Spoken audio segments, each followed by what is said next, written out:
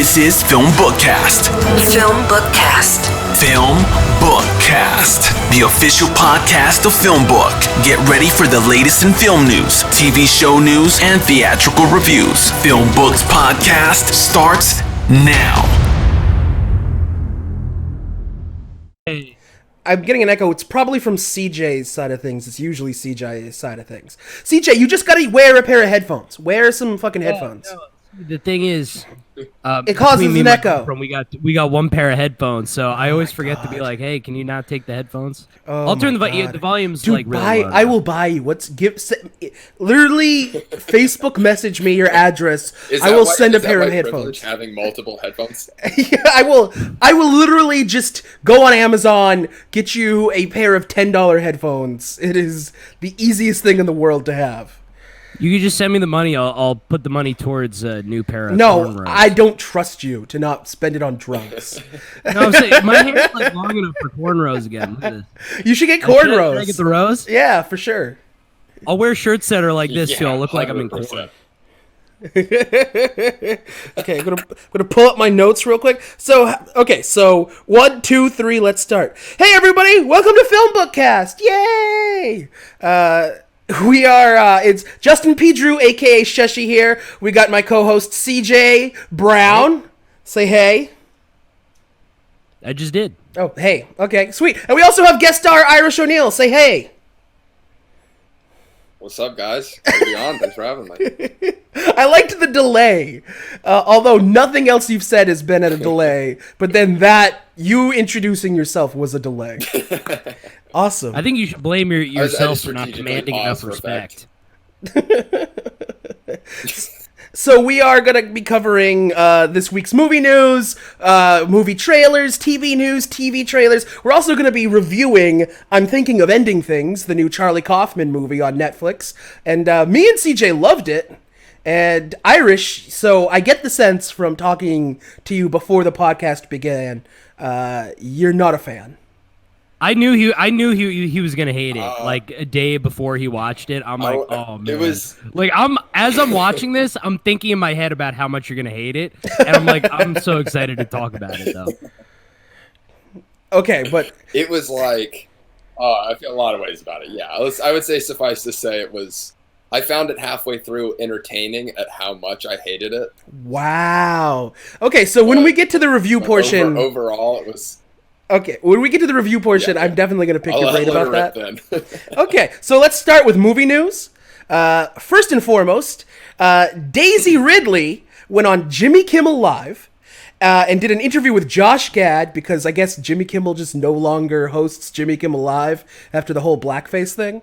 And Daisy Ridley admitted that Rey's parentage across the new Star Wars trilogy, the J.J. Abrams Star Wars trilogy, was in a constant state of turnover. They could never decide. Asterisk. What was the asterisk? Because he did not get to direct all three. True. He had to come in and try and he had to save the hot pet garbage that was Last Jedi and he's like, I got point 1 and 3, and then I've got diarrhea in the middle. I've got to somehow make this. Although it makes sense to me that it makes sense they didn't have any real direction and kind of changed that a lot, because even when they first Force Awakens came out, so I thought that was a great movie. I thought it set up what could have been a great trilogy. It definitely did, and I definitely agree with you. Although did you see Rise of Skywalker? I think it was the worst of the three. I thought Rise of Skywalker was at least The Last Jedi. I liked a hair more than Last Jedi.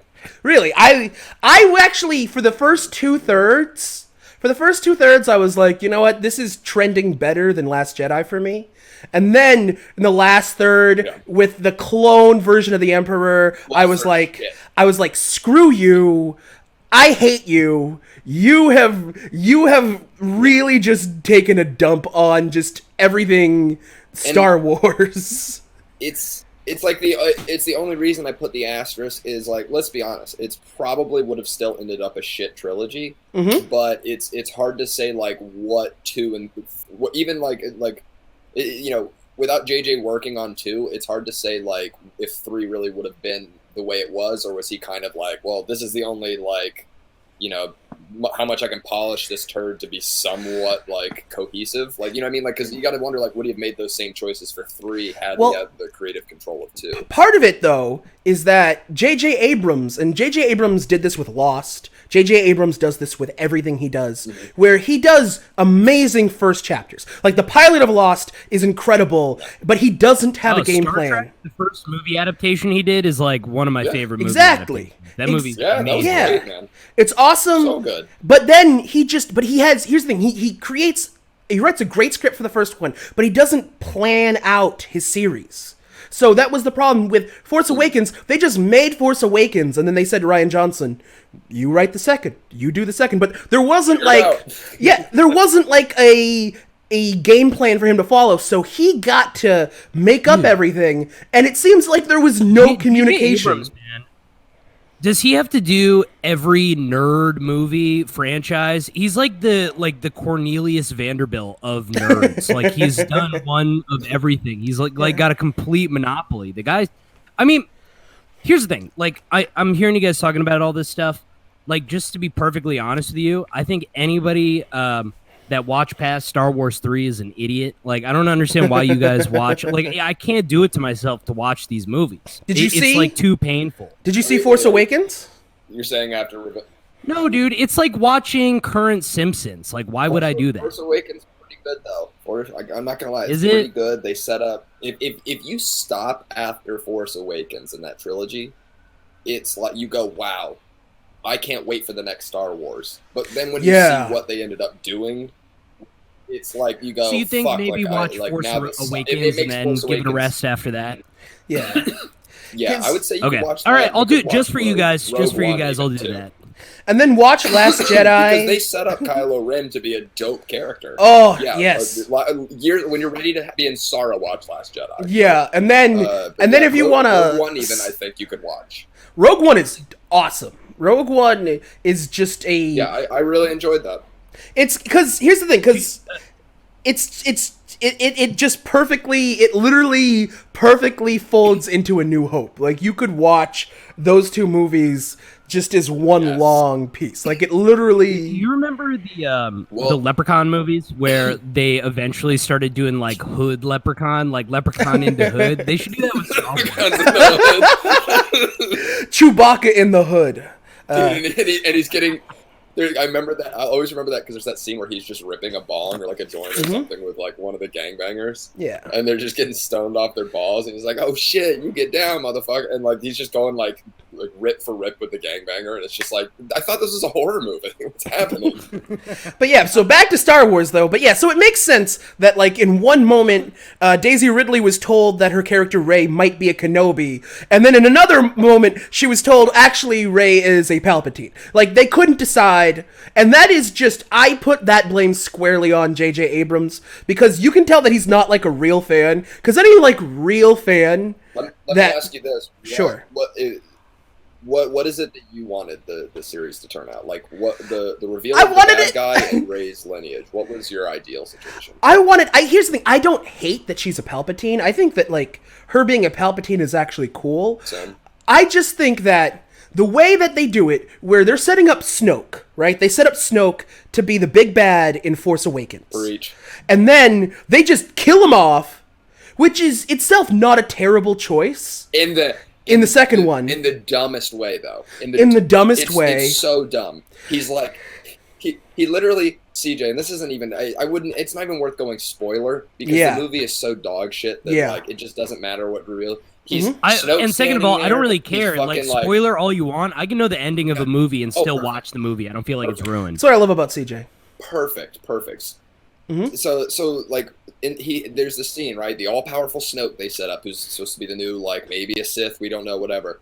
He fucking trained Kylo Ren up and shit. He's just, first of all, he's just using the Force to just stasis hold Rey in the air like she's nothing. And then he's looking at Kylo Ren, and he's like, he takes his lightsaber from him and stuff, and he's just talking. He's like, I'm reading your mind right now. I'm in your head. I can see all of your thoughts. Now, while he's saying I can see all of your thoughts, he somehow doesn't see Kylo Ren use the Force to pick up the lightsaber next to Snoke and stab him with it. Well, then you're not really reading his. It's just like it doesn't make any sense. If I might actually, I'm gonna As somebody who's read over a dozen Star Wars extended universe novels, Irish, oh boy, it was clear that that's not canon anymore. Yeah, which is not canon, no longer canon. which is alternate universe. It is still canon in an alternate universe where the first two.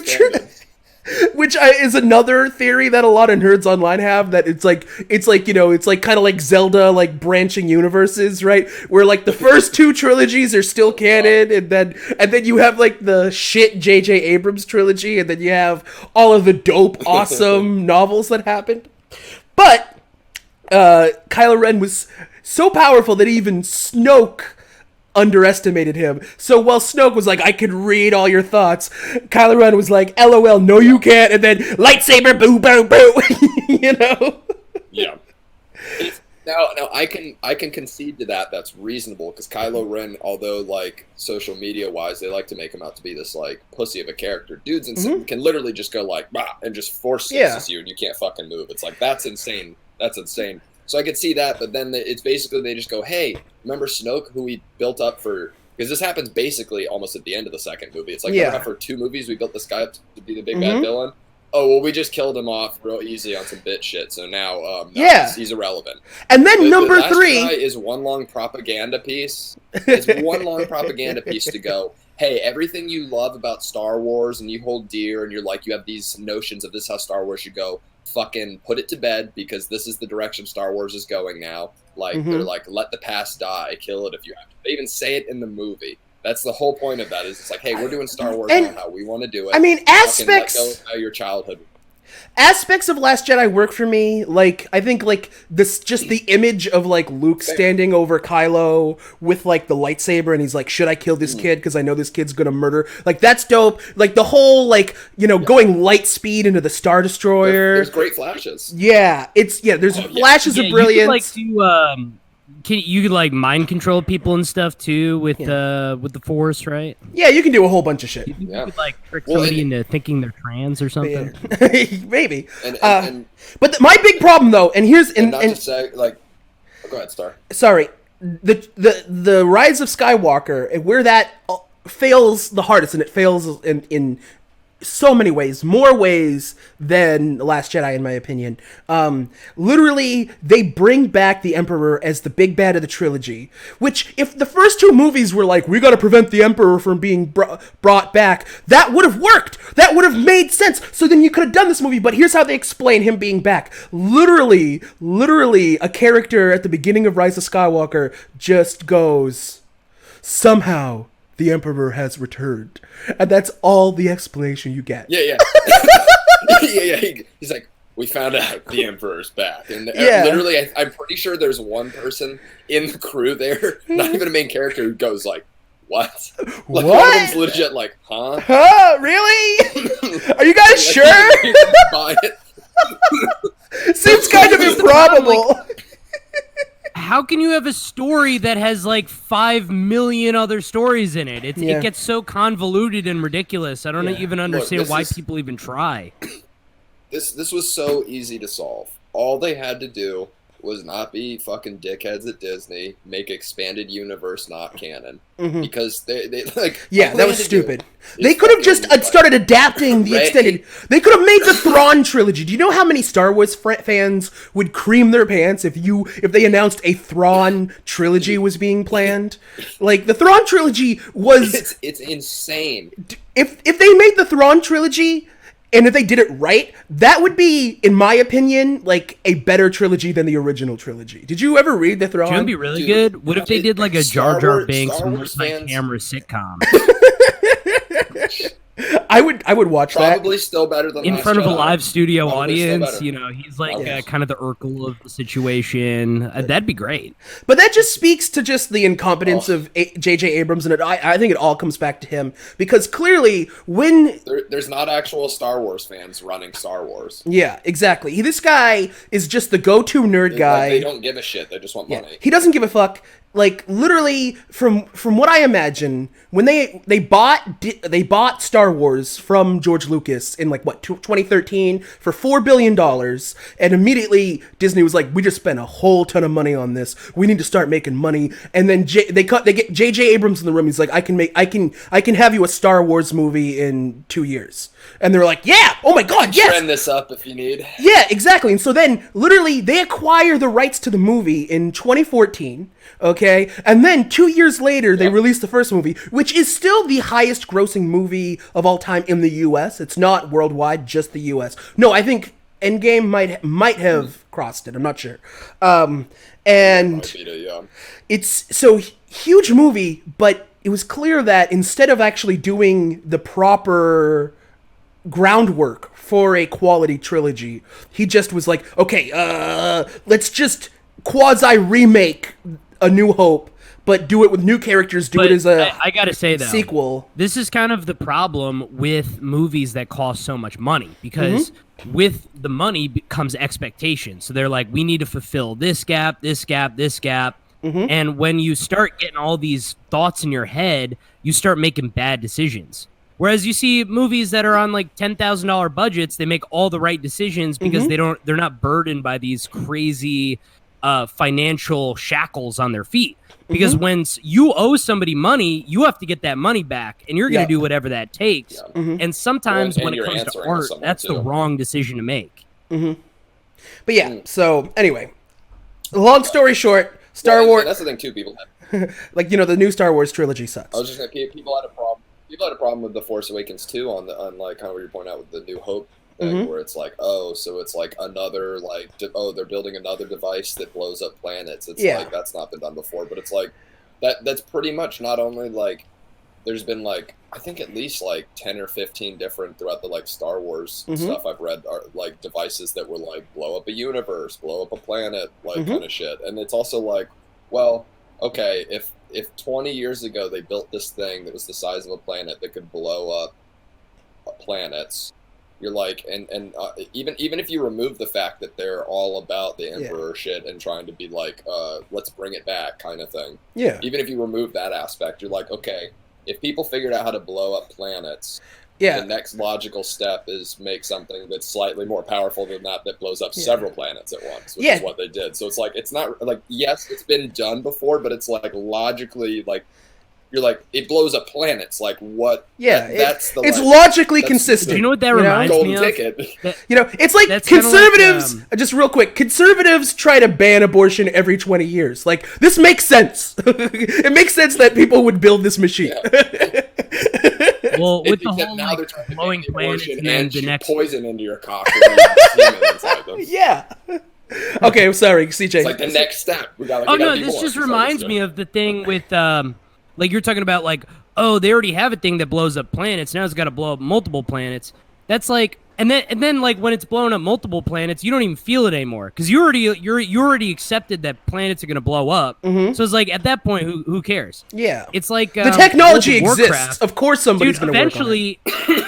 In World of Warcraft, they made it where like all the weapons do like 1 million damage, and you're like, well, I don't even care anymore. I'm gonna stop playing. Yeah. Everything does 1 million damage, so it's like, why even try to get this thing if everything is, great? You have to keep moving the goalpost because once I hit max power, it's like, once you hit God mode, I don't give a shit anymore. Exactly. Yeah, no, that's what it is. That's what it is. You're like level capped in Star Wars, and you've like run out of things to do, and now they're just doing a bunch of bullshit until the developers stop updating the game. That's like, what the whole series feels like. Yeah, you basically become One Punch Man and you're bored. Okay, so does anybody else want to say anything about Star Wars before we move on? No, I'm so excited to move on. I hate Star Wars, man. Any talk about Star Wars, I hate.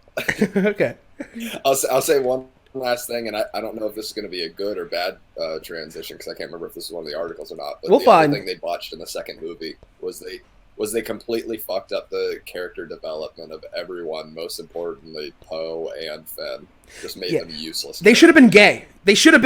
Just do it, Disney. Just have them fuck. Anyway, sorry. So it annoyed me how much do that, but hey, it probably would have been better than what happened. So let's be honest. Exactly. There was so much sexual tension between them in the first one, and then I think they had 2 scenes together in the second one, and then in the third one, I don't know. Anyway, moving on. I don't want to talk about Star Wars anymore. Well, no, he fell in love with a woman in 48 hours. Don't you know? That's well. I mean, I've done that. So that's happened to me. So next piece of news: Tenet made $20 million in its opening weekend in the U.S. Although I'm so excited to see that. I will see pretty much anything Chris Nolan does, even if it's bad. Like I like enough of his movies where I'll just keep watching them at this point. Damn, $20 million. That's low, right? Isn't that super low? But keep in mind that there's an asterisk when it comes to that tally. You know, just theaters are dying right now. Theaters are bleeding out, and so for it to even make 20 million is kind of impressive, because I really don't think any movie has made more than like 5 million since theaters. You know, they turned all the movie theaters in the country into ICUs. So you're trying to watch the movies and you can hear the ventilators are really loud. And that's kind of like the new version of like clapping at the end of the movie. It's like the ventilators going through the whole time. Yeah, man. I think that, but just to be fair, though, it has already made over 150 million worldwide, because in other countries that actually took this situation seriously, their theaters are up and running and society is almost back to normal in a lot of places. And in those places, like a $200 million movie or something? It's probably with marketing and everything that they were planning to spend. It was probably like 350 when all is said and done. So, yeah, that's what I was going to say. There are a long ways to go to profitability right now. Yes, but they're hoping, I think their goal right now is they're going to keep it in theaters for as long as possible. They're hoping that it just kind of does, I'm not sure if you guys are aware, but like Titanic had a weak opening weekend and then became the biggest movie of all time for a decade, like just because it had legs and people just kept going to see it. So I think they're hoping that, like, did it have like a weak opening weekend in the US? But as time goes on and people get more comfortable with the idea of going back to theaters. Yeah, do you know what other movie was like that, Justin? Famous movie? What? 2001: A Space Odyssey. Really? Like, it completely flopped, and then people were like, "Oh, you're supposed to eat acid and then go see the movie." So there's like a month delay. Oh, it's a Stanley Kubrick movie. Oh. Yeah. But yeah. So, anything to add, Irish? No, I was not familiar with this film, to be honest with you. Tenet? All in it's some Canadian film. Yeah, which movie was Tenet? this? Are you going to yell at our guests for not knowing something? Yes. Is that what you're about to do? 100%. Yes. You don't know... Wait, do you know Christopher Nolan? Do you follow his career? He did Dark Knight. He did Inception. Yeah. You know, Interstellar, which was garbage. I enjoyed most of his work. Interstellar sucked. I did not like Interstellar. I didn't know. That seemed like it was going to suck. That was, and I have a friend who's like worships Christopher Nolan, and he was like, "I bet you Interstellar's going to be remembered as a classic in 5 years." And nope, it's not. It's not. Nobody thinks it's a classic. You're the only one. I really don't like that movie. Okay, moving on. So, recently, Ray Fisher, who played Cyborg in Justice League, who, obviously Justice League, very tumultuous history, right? And the movie was kind of a flop. It was successful, but it didn't crack $1 billion, and there was no reason at that time that Justice League should not have crossed $1 billion. And he came out with a series of accusations, and apparently he has just now clarified that DC Films president Walter Hamada called him in an attempt to get him to not mention Jeff Johns in his Justice League on-set abuse allegations. Fisher saw his role significantly cut in the theatrical version of Justice League that was completed by Joss Whedon following Zack Snyder's resignation from the film due to a family tragedy. Snyder has repeatedly said that Fisher is the emotional heart of his cut, something that is not the case in the theatrical version. Earlier this year, Fisher accused Joss Whedon of quote-unquote gross and abusive behavior on the set of the Justice League reshoots, an allegation that is now being officially investigated by Warner Brothers. The tweet where he made the allegations against Whedon also mentioned Jeff Johns and John Berg. At the time, Johns was the chief creative officer at DC Entertainment and a producer on Justice League, while Berg was the head of DC Films, a position currently held by Walter Hamada, who replaced him after the bad performance of Justice League at the box office. Now, Fisher has added even more fuel to the fire, tweeting that the president of DC Films, clearly referring to Hamada, called him after he made the first public allegation against Whedon and asked him not to implicate Jeff Johns in the abuse. He says that Hamada tried to quote-unquote throw Whedon and Berg under the bus, but asked the actor to relent on Jeff Johns. And then Fisher ends by saying that he won't, adding A over E at the end of the caption, an abbreviation of his comment saying accountability over entertainment. And then the article that I'm reading from just lists out the tweets. Are there any specifics about what's being alleged, or are they just saying like vague, like abuse, whatever, or do they get into more detail? Let me see, because I didn't. He's like Ellen now. Is that Joss Whedon? The two of them being investigated for their crimes against humanity. He got outed a couple years ago. It is kind of a did he? What did he do a couple years ago? He was one of those guys. He was kind of on a Louis C.K. level where he was very much seen as like this kind of woke liberal warrior, and then just got outed for being, privately extremely misogynistic. Multiple women that I think his ex-wife came out. The trick is you're supposed to be outwardly misogynistic, yeah. And then everybody's expectation is yeah, it's way better to be that. To the imagination. Yeah, just you gotta. It's like, you know what it is. And this usually applies with women, but it applies with anyone. Dante Nero always says, like, when you meet people, guys will do this thing called sending the representative. They'll send like the CEO from the company. Mm-hmm. You gotta send the mailroom attendant with the gold tooth. You gotta let them see the fucking real you. You can't be sending this like, oh, hello, yes, hi. It's like, nah.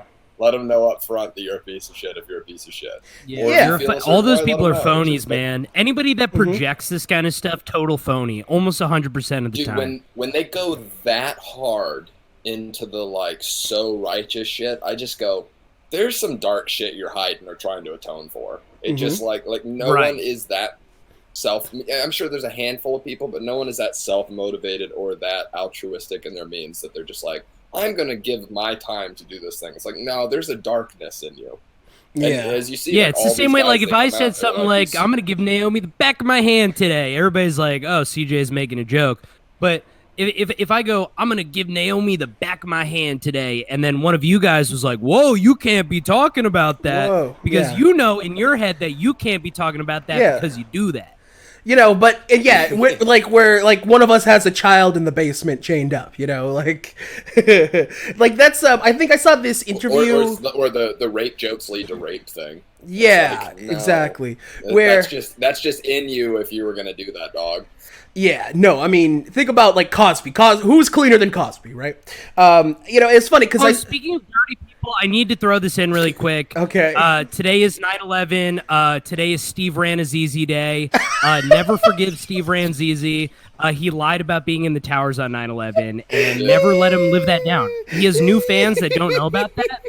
Keep reminding people. Okay, it should be like a little disclaimer at the beginning of every episode of The League. Like, we need to go back the same way we're doing with Gone with the Wind. Every episode of The League, just as an FYI. Before you laugh at this guy's antics. You can't do something like that. You can't do something like that without it being brought up constantly. I forgot what I was gonna say. Oh wait, I remembered. Okay, so I saw an interview with Kyle Kinane from a few years ago where he was talking and he goes, I think that, the idea that if you do a dirty comedy, like, you're a evil person, like, obviously that's BS. He goes, because, like, every dirty comedian I know is the nicest guy, like Doug Stanhope, etc. Just everybody that will say the F word on stage and say the C word, like, they are the nicest guys. But every clean comic is a psychopath. Is like a serial killer. Yeah. Like yes. Every clean comic they don't want to hang out with. Yeah, So yeah, I mean, I just think it's kind of like it's like a death metal singer. Like you see them up there on stage and they do all this scary shit with their voice, and they get off on stage and they're like, "Hey, that was great, man." They're like, "Oh, thank you so much. That's so nice." Yeah, like, dude, it's so true, man. Brian Regan in his neighborhood, when he has like little Asian kids running around, he takes them, he just spits on their face, and then he sends them off. He doesn't say any swears on stage. Dude, he's like Clint Eastwood in Gran Torino when he's at his house. Get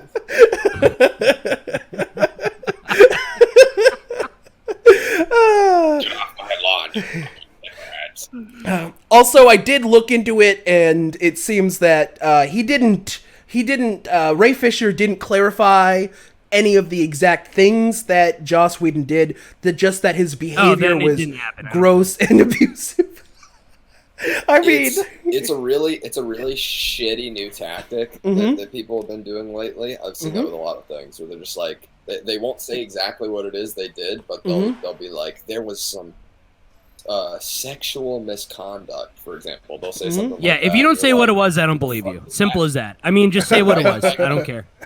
Like, did he flash his wiener? Did he just say something and maybe use a foul word? Like, what it tells me is that he did something like he what it sounds like is he did something that's on the line, and now you use like a vague term, so it could be anything. Even though it's right here, like there's this whole scale, it's right there, but now it could be here, I mean, I think that, I mean, they're investigating it.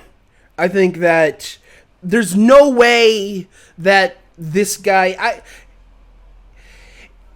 I don't think that it necessarily helps your career when you do these things. I think that, there'll be an outpouring of support, but then a lot of people in the industry are going to be kind of wary of working with you. The point is not to help your career. The point is to get your truth out there. So exactly. So I think that I don't think he would, I fundamentally believe, for the most part, that people who go out there, do these things in a benevolent, trustworthy manner, but, I think that also, at the same time, I don't want, Joss Whedon's head on a pike until the investigation's over. I think that also, like, they're investigating it. I think it should be investigated. I mean, innocent until proven guilty. I love when people say, like, we saw this a lot with, like, the Brian Regan, Chris D'Elia thing, where they would say things like, oh, they need to have their day in court. It's like, dude, like, they don't want to go to court. I don't know why people keep saying stuff like that.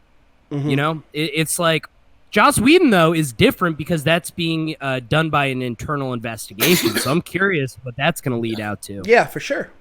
And I wonder if it's the same guy that's investigating Ellen. What if it's like the same dude? They have the same guy investigate all this stuff.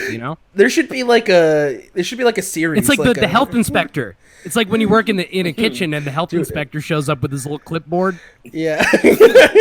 No, there needs to be like a series where every season it's like The Wire, except instead of like drug operations, it's like a Hollywood guy, like a Hollywood detective, and he's investigating like sexual misconduct and that sort of stuff. And they like do a season on Ellen, and they wiretap Ellen, and and then they do a season on on Cosby. Anyway, a lot of Cosby references. I would watch it. Yeah, that would be great. If they use that, they need to credit us. Copyright FilmBookCast. And Irish gets Irish gets money too. Till this investigation is done, there will be no more watching of Buffy the Vampire Slayer or Angel, people. Yeah, we need to make sure that we're on the right side of history here. Yes, indeed. Does anybody else have anything to say about this? Bro. Okay. Does anybody else have anything to say about this before we move on? We said enough. We've said enough. So moving on to movie trailers.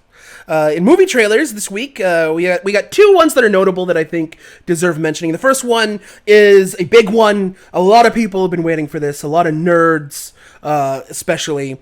The Dune trailer has dropped. Did you guys watch the Dune trailer? I did. I think the second trailer looked way better than the first trailer. The second Dune trailer looks like okay. I'm gonna guess right now. There's only been one trailer. And I know it's bad to do this. I'm gonna guess Dune's gonna be a 6 out of 10, like maybe 6.5, maybe 7. But it doesn't seem like all that good. Like it seems fine. Yeah, a lot of hype around it. A lot of hype. I mean, it's got a stacked cast. These are just a couple names in it. Oscar Isaac, Timothy Chalamet, Zendaya is in it, Dave Bautista, Jason Momoa, a.k.a. Aquaman, is in it. Dave Bautista, dude. Yeah, Dave Bautista, man. Batista's gonna Batista bomb his way through. He's gonna Batista bomb his way, man. Why do we continue to let him act? It's beyond. He's great, dude. He's great in the Guardians movies. I haven't seen him in anything. Oh, I did see Blade Runner 2049, but I just didn't like that movie. He's great in the Guardians movies, playing Dave Bautista. He's kinda, yeah. Yeah, he's kind of funny. Vin Diesel. He is. Well, he's the new The Rock, because The Rock also was like a successful wrestler that transitioned into films. The Rock had dimensions to his acting. True. There's levels and dimensions to The Rock. We don't know, man. Dave Bautista, he might have a, he might have a Hobbs and Shaw in him. We don't know yet, man. Don't count Dave Bautista out. But that's the thing. That's what I'm saying, though. He's only going to play those kind of roles. Just the fucking, quiet, silent, tough, merciless kind of type. I want to see him in a fucking frilly girl flick or something like that. Wasn't he in... His range. He was in the movie My Spy, right? Wasn't that Dave Bautista? Where he was, paired with, spy movie. There's... Yeah, it's true. Yeah, he hasn't been in a movie where he's not time to punch, every movie he's in, it's time to hit somebody and then they fly against the wall. I've watched him fight his way through movies. I'd like to see him act his way through a movie. Ooh, wow. We need to get a Twitter war between you and Dave Bautista. I think that's got to be the next thing. Yeah. Bring it on. Well, we got to figure out what really bothers him if we want to do that. You have to figure out that little thing that really gets under people's skin. He went on a whole rant about how the Fast and Furious movies suck, and it was like, dude, you're part of Marvel. We should blame him for Paul Walker's death. That's right in his lane. That's astounding he said that, because that's right in his lane. The Furious movies was right. That would be. Yeah, we should say that him and Paul Walker got into a big argument, and it got Paul Walker mad, so he wanted to drive around. So he cut Paul Walker's brakes. yeah, that'd be funny. Yeah. Oof. Ooh, man. We're getting canceled this week. We could also say that he dosed Chris Benoit. Oh my Dude, God. It's funny. Just the first week we have Irish and O'Neill on the podcast, we get canceled. It just makes sense. There is no canceled or not canceled. That is a fallacy of the mind, my friend. Ask Joss Whedon, man. I bet you that guy's complaining about cancel culture. What do you mean? Joss Whedon's a fucking millionaire and he has a huge fan base. How canceled could he be? I mean, Joss Whedon hasn't worked since Justice League. He did fucking Buffy, bro. He did Buffy. He's still coasting off of Buffy DVD sales, probably. He did Firefly too. Let me tell you, I'm sure people love he got Firefly. a nice little chunk from the first Avengers movie. It's true, and that's still popular. And I still think he gets executive producer credit on certain things or consultant something. He still gets residuals. Okay, moving on in trailers. Oh, he's living off residuals. Oh yeah. Oh, obvious. Yeah, I mean, and when you've made $1 billion movies, yeah. So the other trailer we're going to talk about, the other movie trailer at least, is The Comeback Trail, starring Dude, this looks so good. You like this? Okay, starring Robert De Niro, Tommy Lee Jones, and Zach Braff. And Robert De Niro is a failing movie producer who realizes that his movies stand to make more money if somebody in the cast dies. So they cast Tommy Lee It's the Jones. producer with Robert De Niro. What more do you need? Exactly. So they cast a very old-looking Tommy Lee Jones. Like, Tommy Lee Jones looks like he's about to die in reality. And then it's just them. It's like a hijinks movie where they're just trying to, like, Home Alone Tommy Lee Jones into dying on set, but making it look like an accident so they can collect the insurance money from his death. It's great. I mean, it looks like a really fun movie. I want to see it. Yeah, it looks like a blast. I also like that Zach Braff is working. I think that Zach Braff gets a lot of shit for doing Garden State. I like Zach Braff, man. I don't understand why he gets so much heat. Like, people hate him. I don't understand why. Scrubs was so good. Yeah, don't people like that movie? Is that like a hated movie? Which one? Garden State? It was when I was in high school, Garden State was my favorite movie. I would like cry to the Garden State soundtrack. I was pretty neutral on it. Really? People hated Garden State. I was right in the middle. No, I'm sorry. I loved Garden State when I was a teenager. And now my favorite movie is Cabin in the Woods, which was co-written by Joss Whedon. But yeah, I like that he's working. Also, actually, if you guys have ever seen the show BoJack Horseman, Zach Braff has a recurring role. He guest stars like over like the seasons, and especially the last episode he's in, which is in the last season. He's always amazing. He plays himself, and it's just like kind of like a cartoon version of Zach Braff, and it's pretty hilarious. You know, BoJack's another thing I refuse to even give a chance because Why? the people that tell me to watch it are so goddamn annoying. They're like, dude, you don't understand. It's a cartoon, but it's a horse, and the horse is sad, and he does cocaine. Whatever. Who cares? Have you seen BoJack? And giggle. Irish BoJack Horseman? Yeah. Have you? Oh yeah. Oh, have you seen like all of it? Yeah. I watched just like 2 seasons of it. Okay. What did you think of it? I enjoyed it for what it was. I thought it was funny for about like 2 seasons, and then it started to get you have what seems like an accurate reaction.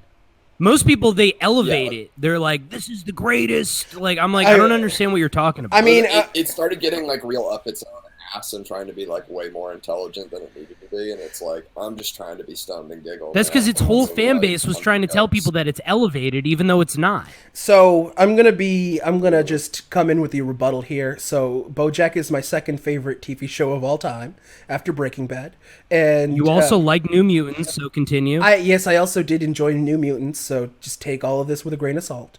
So when it comes to BoJack is simultaneously one of the funniest shows and also like the best drama, like every year that it's on. Like it is, and it's over now, and I think the ending is like a classic finale. I would say that like the last 3 episodes are like just a devastating tour de force. It is an incredible series. Yes, does it get up its own ass? Yes. Does it get pretentious at times? Yes, very much so. But I think that the statement that it's making and the storytelling risks that it's willing to take are more than worth it. And also, you guys suck. I hate you both. There we go. Yeah. Sweet. Well, okay. I would Fuck say, you, Justin. I hate you. This is the last podcast. This is the last. That's fine. Okay, whatever. I've been rewatching South Park because my goober ass girlfriend's never fucking seen it, so I gotta teach them, you know. And, let me tell you, it's easily still the best cartoon ever. Yeah. Like, I'm up to like season 7 and like how hauntingly accurate and like like some of the shit. Wait, are you talking what show are you talking about? South Park. South Park. Yeah. Oh, see, I'm going through all the old Simpsons episodes, and I feel exactly the same. Yeah. Like, everything they're talking about is all still so relevant. Oh, yeah, 100%. Dude, both those shows. Like, just saw the episode the other day from 2001 where they're talking about people being PC and not being PC enough, and you get sent to, what do they call it? It's not like internment camp, and it's something like it's made to look like an internment camp. They do like a whole Schindler's List thing about being tolerant camp, and they're like in there, and he's like paint the finger paintings, Schnabel. He's like, you paint the finger paintings with everyone included and inclusive. And they're like, dude, it's so funny because you're like, holy shit, it's like. That's kind of where we're at now with like everyone just being a Nazi about language and PC terms and shit. It's just like, dude, they're calling still my favorite bit Matt and Trey ever did though is when they took a bunch of acid and then they showed up to the Academy Awards in full dresses. Oh my god, so good, incredible. I think certain episodes. Anytime a reporter would ask them about the dress, they were like, "It's a magical evening. It's just all the celebrities. It's magical." They would never address the dresses. Yeah. Oh yeah, they're incredible. Team America. I recently rewatched Team America, and that movie is a masterpiece. It's like a comedic masterpiece. I think so good. I love puppeteering. Yeah, the best episodes. Cannibal's amazing.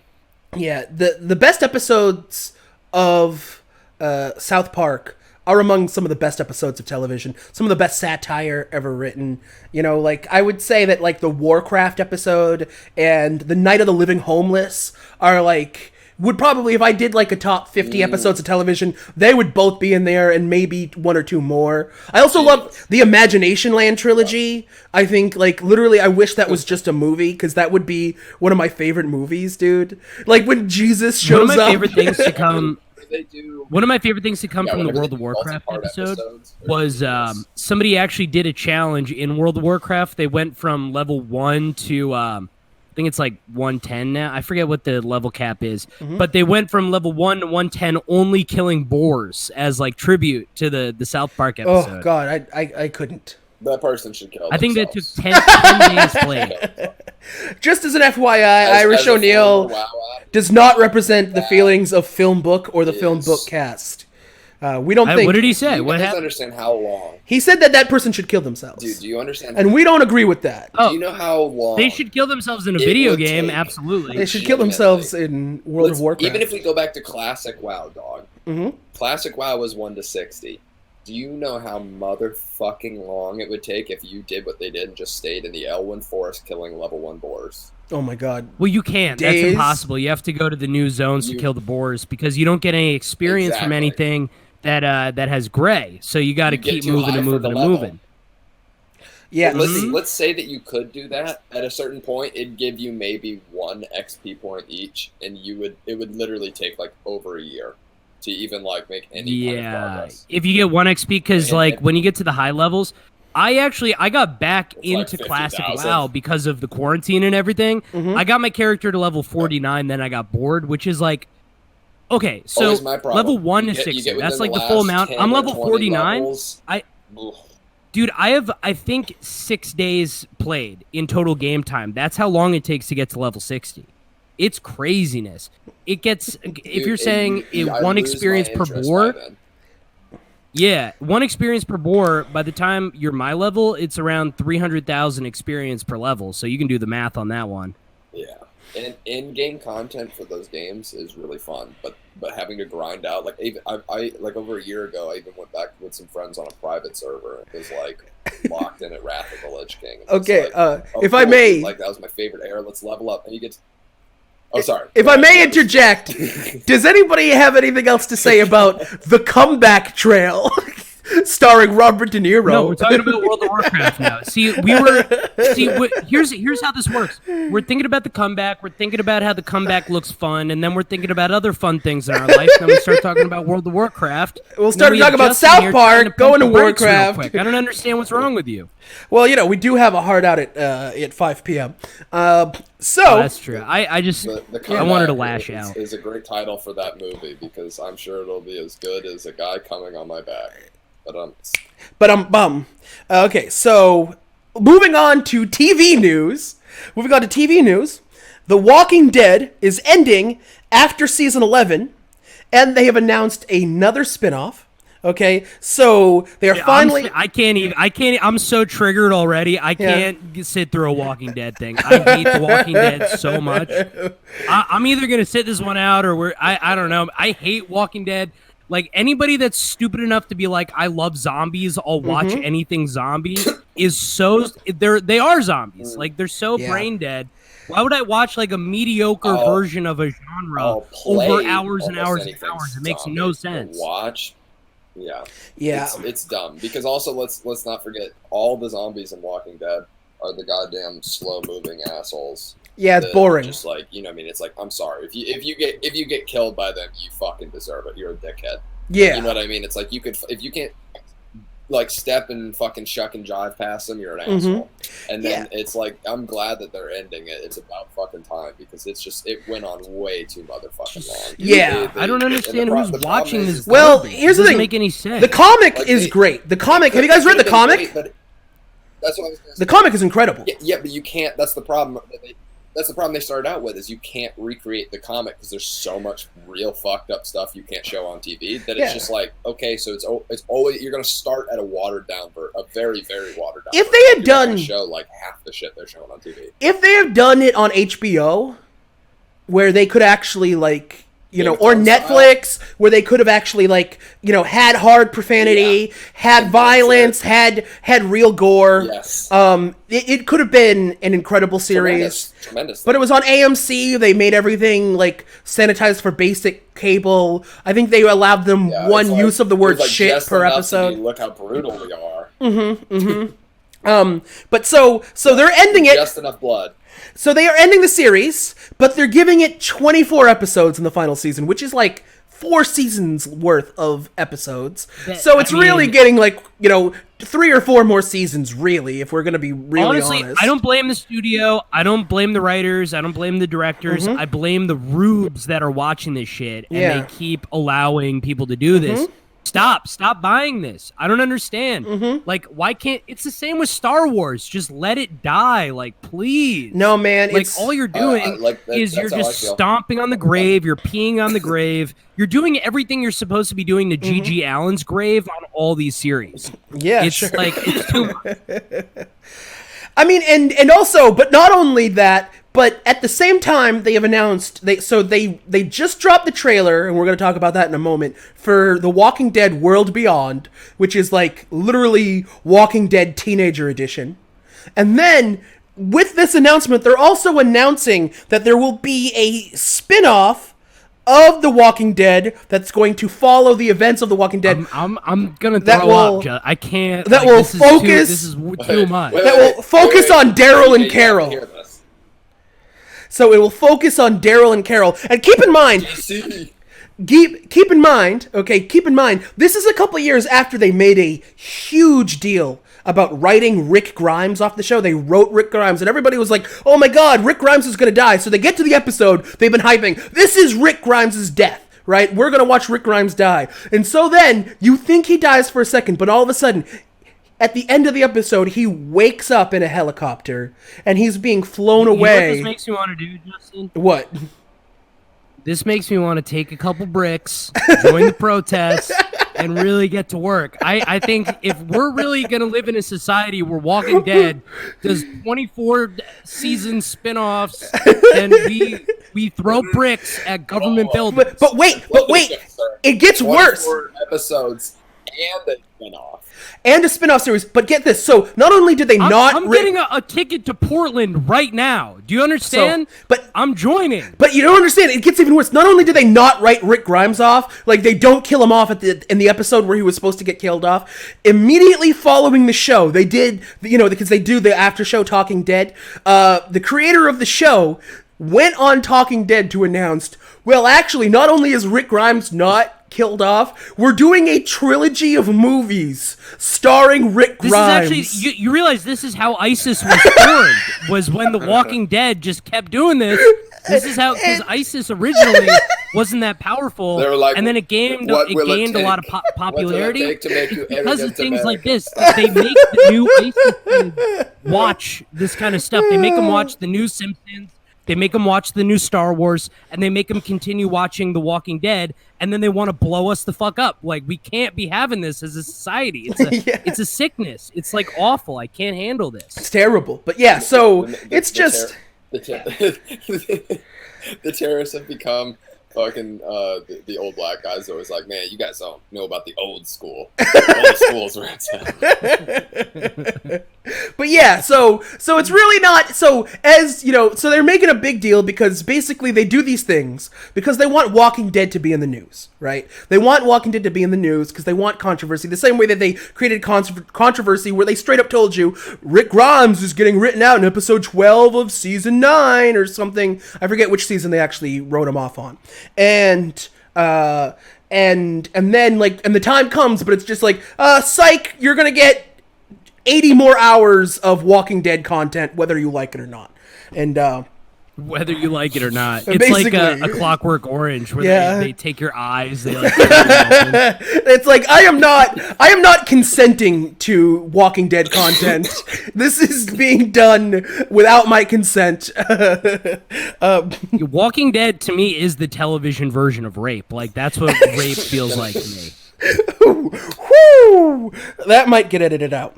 let me say this: the spinoff is the dumbest thing ever.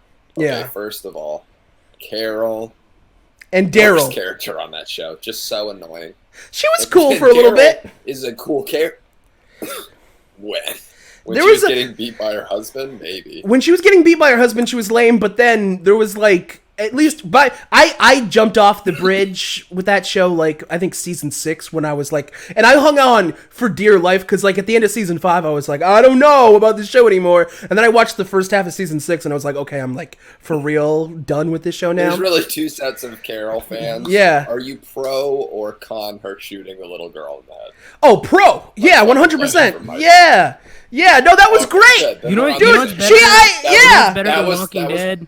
that was great. That was awesome. It's a short-lived where you go, okay, Carol's cool for a little bit, but can't carry a show. So then they tried to attach Daryl, which is a fan favorite, but it's like Daryl can't carry a show on his own either, because all Daryl is like, oh, I can just survive this shit. He doesn't have any motivation, but so they literally just threw him into like, oh, now you have to be in here because your motivation will be protecting dipshit that's going to get you into bullshit. But it's like, why, like. He's not even fucking Carol, so then it's like, why?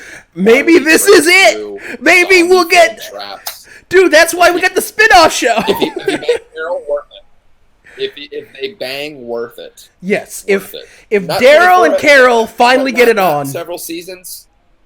I'm sorry? One season tops, I'll give them.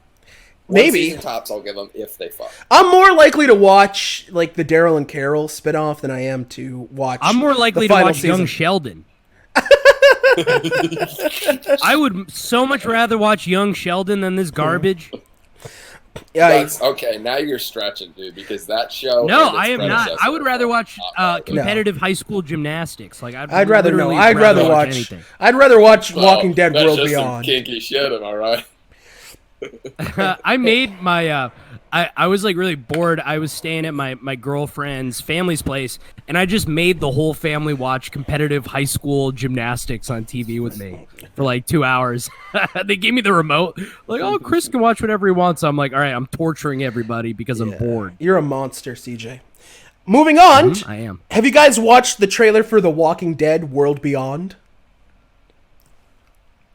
No. It's a 2-season God, limited it's another series. How is It's that a- moving on? How is it? It is explain moving how on. that's This is moving on. because we are now in the TV show trailer section of the podcast. Wow. You know they're struggling. Moving with on to the exact same topic. Yeah, moving on to the so it is. Watch the trailer. It looks even worse than The Walking Dead, but it is literally The Walking Dead for teens. It's The Walking Dead, like it's like chicken soup Oh, it's for like the New Walking Mutants. Dead soul. Is it? Wait, it's literally like teenagers, a group of Yeah. teenagers surviving the apocalypse. It's literally like it looks like I don't know what to do. it looks like the CW did a Walking Dead show. That's what New Mutants felt like. Yeah. It felt like a CW.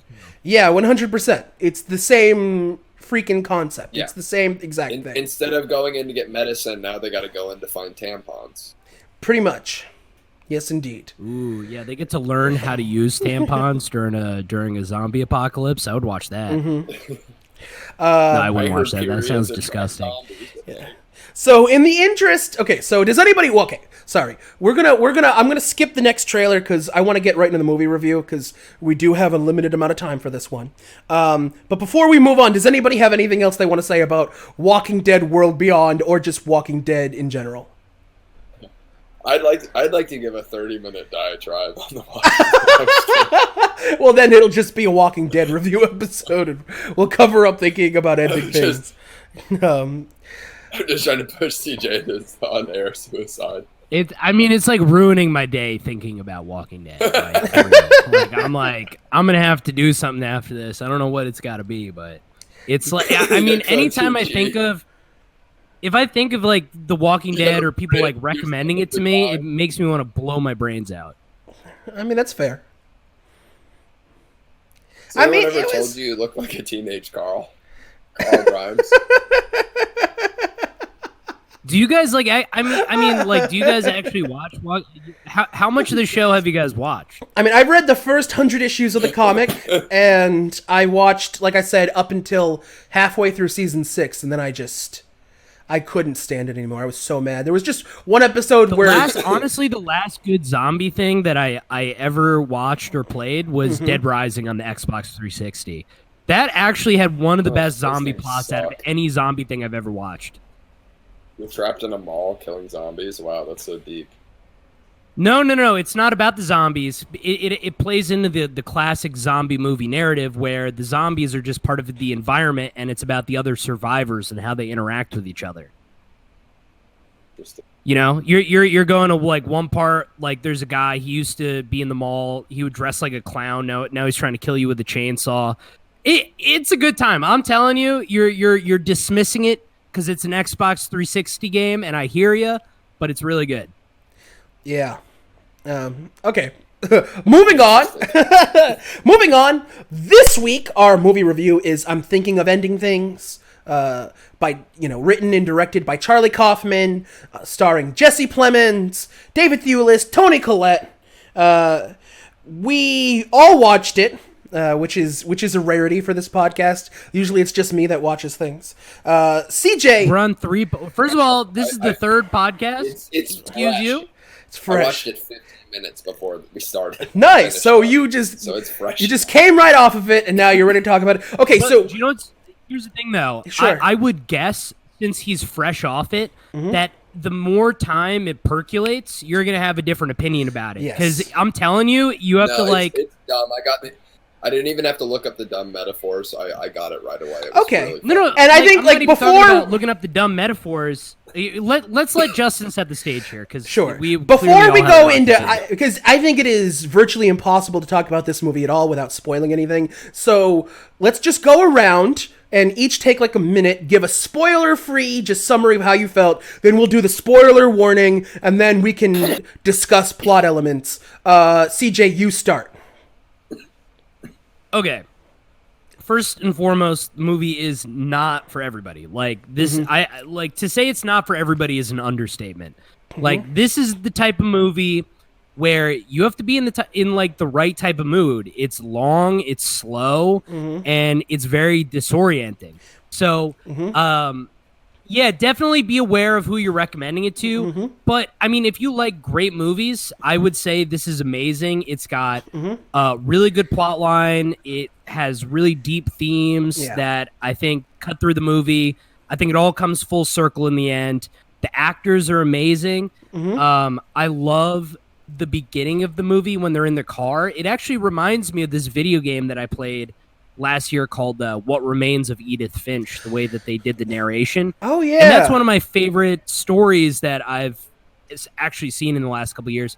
What Remains of Edith Finch, amazing. We're not talking about that right now, though. Okay, so let's move on to Irish. Yeah, no, I would recommend it to any person that likes really good movies and is willing to not be like crazy snippy about all the details. It's very esoteric, it's very like flowy, it's very dreamlike.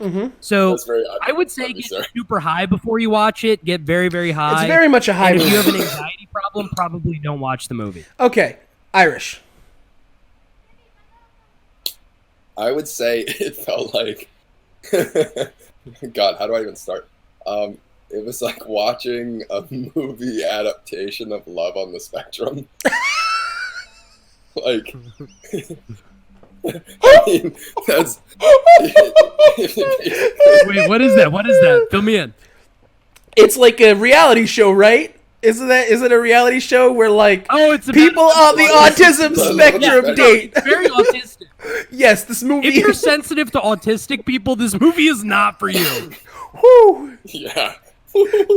I feel like every new episode of this podcast, we see how much this website is willing to let us push. Well, wait, this is actually perfect. I'm glad Irish said that because this actually is true, and I am known for being really good at talking to autistic people. And like honestly, anytime I go to my girlfriend's family parties, yeah, no, dude.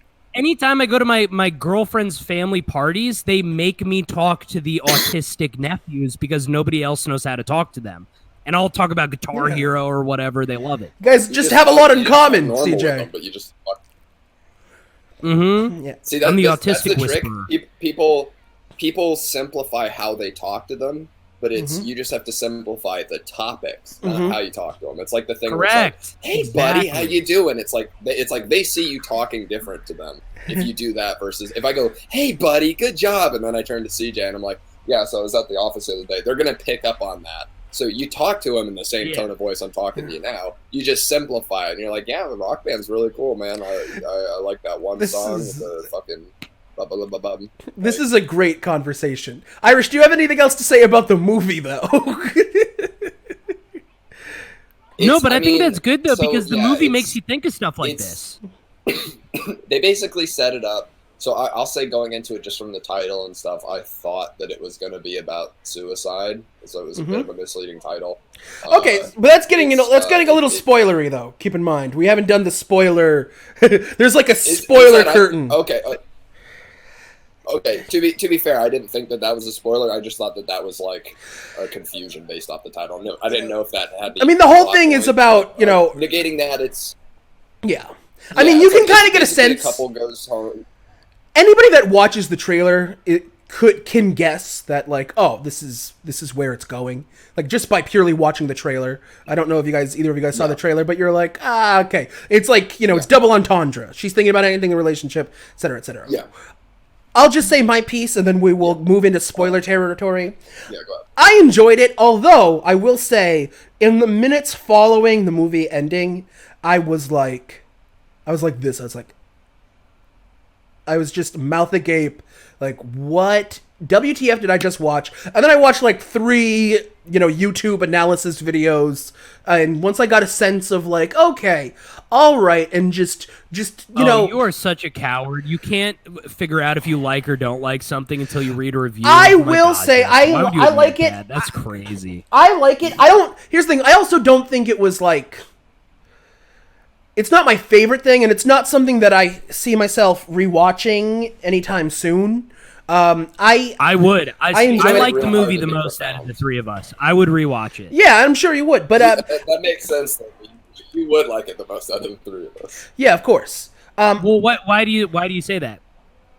Yeah. What are you trying to say about CJ? Yeah. What are you trying to say? What are you insinuating with CJ? CJ. Well, I want to defend CJ's honor right now. Let me put it. You know what? Let me put it this way. I can defend my own honor.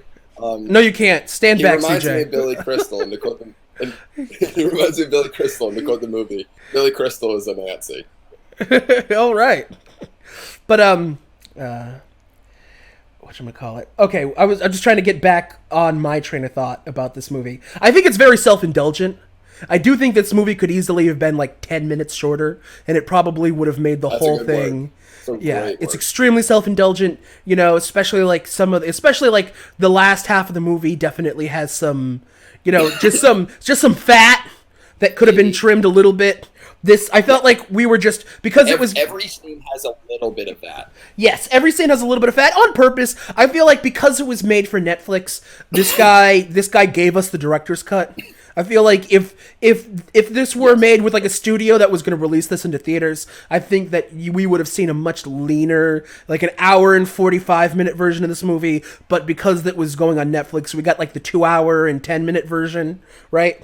I mean, just to play devil's advocate here, that's kind of the point. They're trying to create awkward situations that kind of meander around, go on for too long. Yeah. And they're trying to kind of make you feel that kind of feeling. And it's obvious through the whole movie that they do that. And that's valid. But they're doing it not out of... It's kind of like a cheap trick, though, because it's like anyone's going to feel awkward in just like... So, like, they're kind of forcing it out of you by just, like, giving you an obnoxiously long scene to sit in where you're kind of like, hey, like, where the fuck is this going? Like, let's get to the next shot kind of thing. And it's like, there's plenty of movies that do that without having to, like, be so obtuse and, like, extremely long in their scenes. And some people... accomplish that. It just kind of feels like it's some people have a tolerance like for taking a that. drug to get to meditation. Some people are into that. Some people like self-indulgent. I think that if you are somebody who you are a Charlie Kaufman fan, you like Eternal Sunshine of the Spotless Mind, you like Adaptation, you love Synecdoche, New York, you're gonna like this. This is I would say this is more similar to Schenectady, New York than the other ones. Yes, exactly. In terms of being like very dreamlike, the logic is all twisted up. And that's a very polarizing movie. That movie is very I would polarizing say like on its this own. movie is really good. I was telling you guys earlier, I'm a big P.T. Anderson fan, and I think if you like P.T. Anderson movies, he does like very similar kinds of things with having sort of like long, like stretched out everything kind of gets played out. Yeah. But I think the thing that the thing about this movie is it has a couple parts. They're very like distinct parts in this movie. And you know what? Let's use that as a jumping off point. We are now crossing the spoiler barrier. If anybody listening or viewing this has not watched the movie and does not want, elements of the movie spoiled for them, turn off whatever you're watching this on now. CJ, go forward. Yeah, so the first part we have is kind of the establishing scene of them in the car, in the blizzard, driving to the... So it's a boyfriend and girlfriend. For 20 minutes. Yes. 20 minutes. It is very long. But I will say, though, in 20 minutes, without really establishing too much about the character, I do feel like you get to know these people really, really, really quickly. And you kind of, like, figure out their dynamic really quick, too. And it reminds me, honestly, of a lot of different awkward conversations I find myself in with people I know really well, where you've kind of like run out of things to say, and like you always kind of feel like you're interrupting somebody, like you feel like you bringing up a conversation is almost kind of rude. Yeah. And it sets up this kind of tension between the two characters that holds out through the whole movie. 100%. And they do that within 10, 15 minutes. It's very relatable. Yeah, I would say the characters are really strong. The two characters, you get to understand them very, very well, like as time goes on.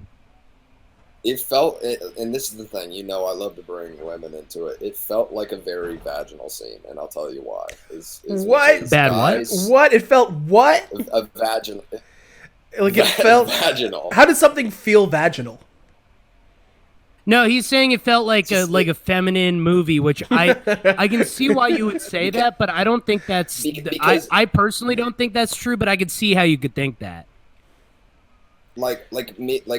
Guys are happy and content doing nothing. I could sit here for an hour scratching my balls and just I'm in bliss. Like there's not like a sense of like this is awkward or I don't know, I feel like with all my friends, all we do is fucking talk and interrupt each other and shit. Like maybe it's just me specifically. I don't think that's a trait that it's like that awkward thing.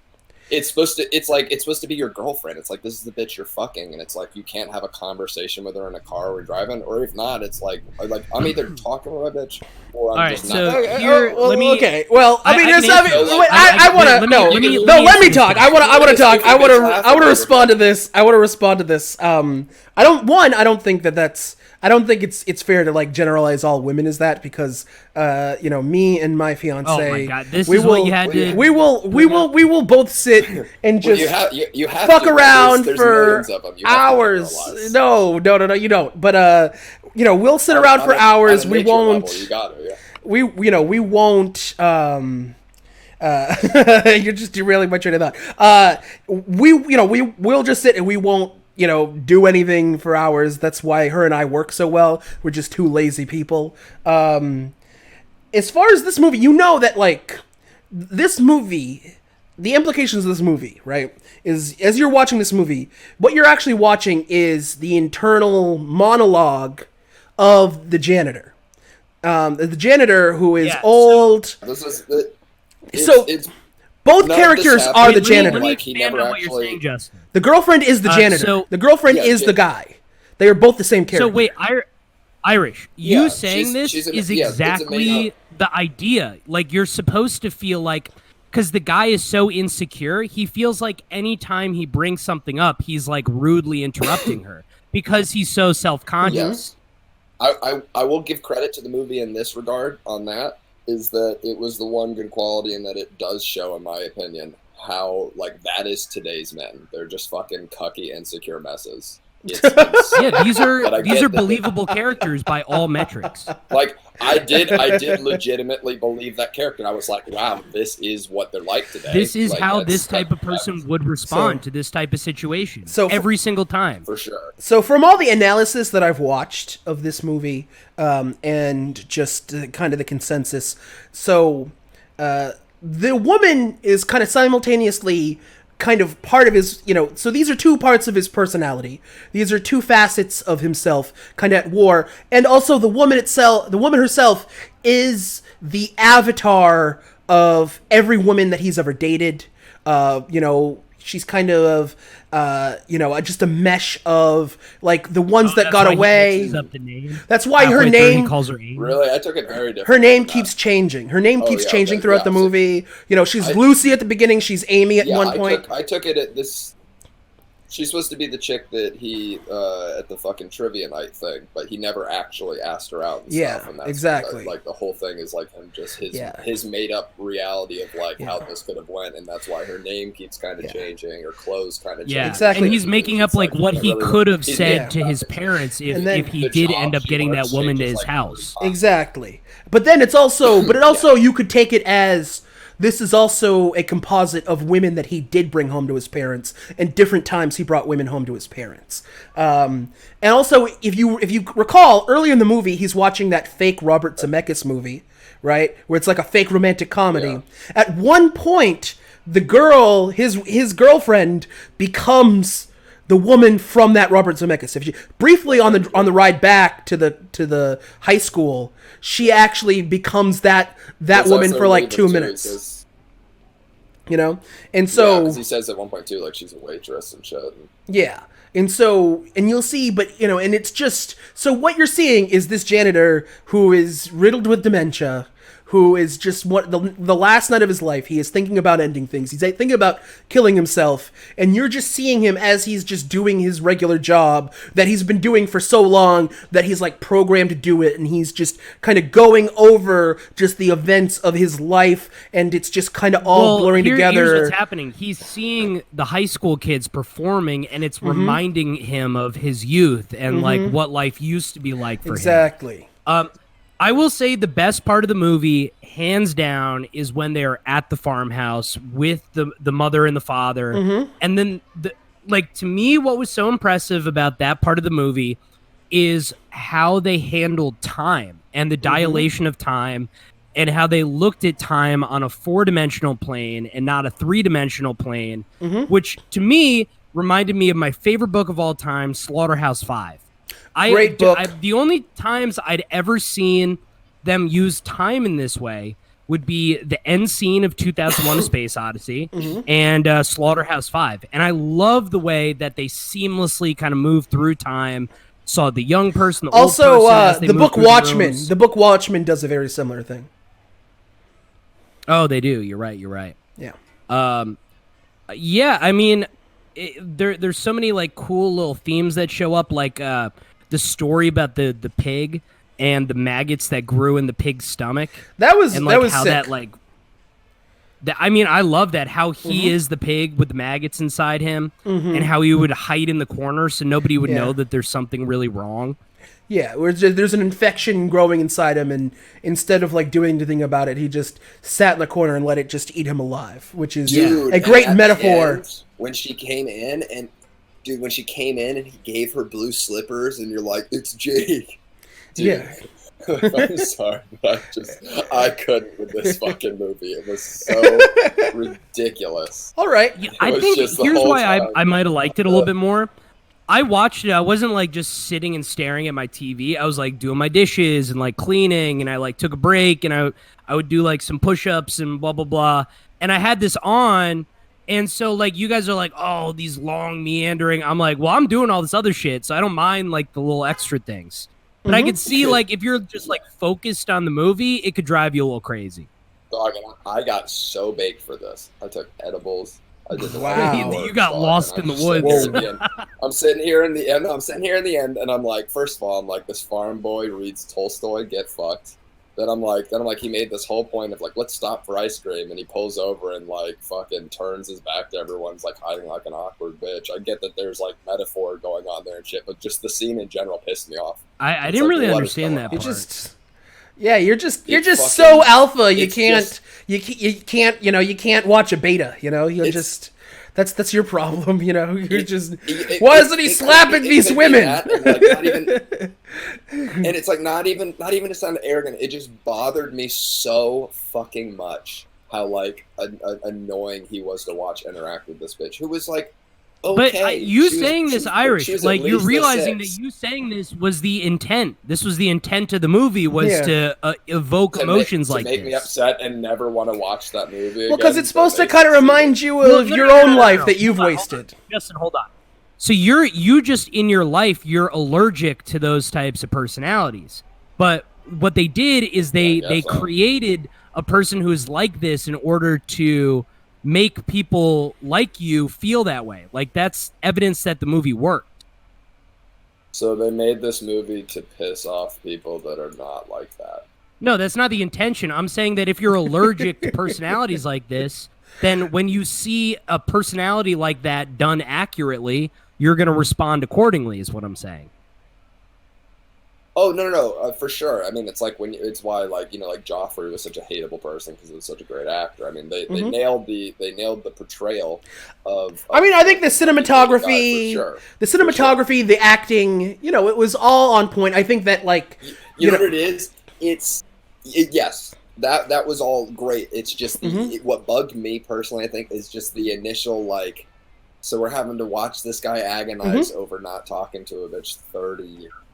It's like dog. Well, it's kind of just, it's everything. It's just, she is a metaphor for everything that he ever was too much of a wimp to kind of go after. And that is what she represents. Everything is a metaphor in this movie. Everything is a metaphor. Although, okay, so we do need to start wrapping this up. So we're going to go around, everybody give it a number grade, between 0 to 10. Irish, starting with you.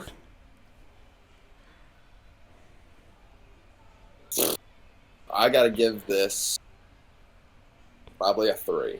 Wow, 3 out of 10 from Irish. CJ. But again, remember, I'm telling you, I think this is gonna percolate a little bit, and I think you're actually gonna, because you're literally just fresh off it, so I kind of understand where you're coming from. So I don't fault you at all. I mean, I'm gonna give it probably an 8. Like there are some things I definitely didn't like about the movie. I'd give it an 8. Sometimes I give probably an 8. Yeah. When I think about just kind of probably an 8.5. What's another popular movie what's another movie that you would give an 8 to, and what is a 10 to you? Just so I have for reference. As far as a 10, I would give probably the original Matrix. I would give a 10. I think that movie's incredible. Original Matrix a 10. Okay. I would probably give what's an 8? I gave Bill and Ted 3 an 8, but I loved Bill and Ted 3. I thought that movie was fantastic. Yeah, I mean, I like a lot of movies. Like I like Memento, I like Matrix, I like all the P.T. Anderson movies. I would give Pulp Fiction I would give Pulp Fiction a 10. I would give Reservoir Pulp Dogs Fiction is a 10. Inglourious Bastards is a 10. Inglourious Bastards, fair. I think, is a 9. I would give that a 9. I don't know if I'm giving it a full 10. But dude, I don't know. Like it's a vibe, you know. It's not like me personally. I'm giving it an 8. I'm not saying I'm giving it like a universal 8. Do you understand the difference? Like, because I understand there's going to be a huge population of people that don't like the movie because it's like a weird kind of indie, flowy sort of I feel like I'm on way too much ketamine type movie. And that's not for everybody. It's not for everybody. It's not for everybody. Being insecure and do shit. Yeah, I guess, but you know, not everybody's like that. Not everybody's a go-getter like Irish O'Neil. But the thing is, I'm sure everybody in their life has been in a moment. You're in a car ride, like you're really close to somebody, but you're both like kind of like on edge, sick of each other. So I think it's tapping into something that everybody's kind of felt before, but not everybody like kind of wants to get right back in there because it's a weird moment to be in. That's true, and I think that, you know, and it's purposely capturing an uncomfortable moment. But right now we do need to kind of wrap it up because I do need to get going. So real quick, Irish, where can we find you on social media, etc.? You can follow me on all social media at It's Irish O'Neil. Check out the STC podcast, the Midlife ISIS podcast. If you're a fan of anything on Gas Digital Network, go there and use code IRISH for $1 off and a 14-day free trial. Sweet. CJ. Yeah, you can find me on YouTube. That's CJ Brown, E at the end of Brown, putting out a lot of sketches, putting out some smear videos, a lot of different types of content there. Interviews, who knows. Fantastic. You could also find me on Twitter. That's twitter.com/CJ Sorry. So check me out there. You can also find me on Twitter at ShushyLives. You can also find me at twitch.tv/ShushyLives. Hey, thanks, Irish, for coming on the show. Yeah, sorry you didn't like the movie we made you watch. No, I knew he wasn't going to like that, but we needed that, though. We needed that. Somebody who hates the movie. Because it would have just been us jerking the movie off for 2 hours. Of us all being, I love it. Yeah. Oh, yeah, Charlie Kaufman's what kind of a podcast genius. is just no friction? Everybody likes everything. That's just boring as hell. Who wants to listen to that? The Nerdist or some BS. Gross. Okay, anyway, see y'all. Bye. Woo!